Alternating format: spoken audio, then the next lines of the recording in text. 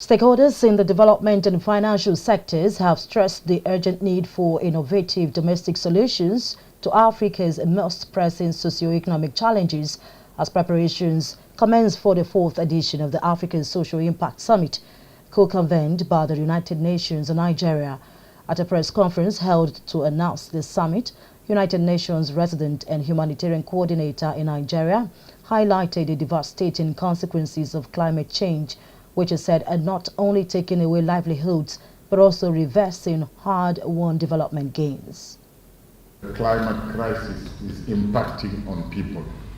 It's not impacting on people by taking their life, by taking their livelihood, but it's also reversing the gain we make in terms of development. Every progress or every step you make forward, there will be a shock called drought, there will be a shock called flood, there will be a shock called heat wave, or there will be a shock that are climate related that takes you 2 steps back, which make the trajectory of work toward prosperity a very challenging one. That's why we believe that today this summit is taking place at a time where we really need to pull together our effort, our reflection, and see which direction we need to take to make sure the private sector comes to the development financing not only as a charity or not only as a corporate social responsibility, but as an investment for development with the shared value and a shared understanding that any investment or any gain you make in development is going to benefit the private sector, bringing me to what I call the shared value or the win-win concept of the partnership. Also speaking at a press briefing, the Managing Director and Chief Executive Officer of Sterling Bank PLC, Abubakar Suleiman, stressed the importance of skill in addressing Nigeria's development challenges.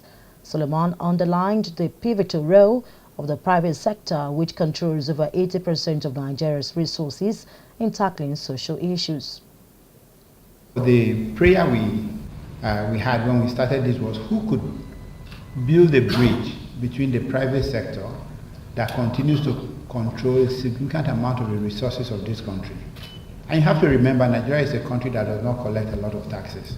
And whatever is not collected in taxes is in the pocket of the private sector. So for as long as the private sector controls more than 80% of the resources of this country, they have an obligation to bring those resources to bear in solving social problems. It is no longer something you do to feel good. It's no longer something you do for the media. We need to make it a clear obligation until the government of this country can collect 30%, 35% of the GDP in taxes and have the power to do big stuff. We in the private sector must step up.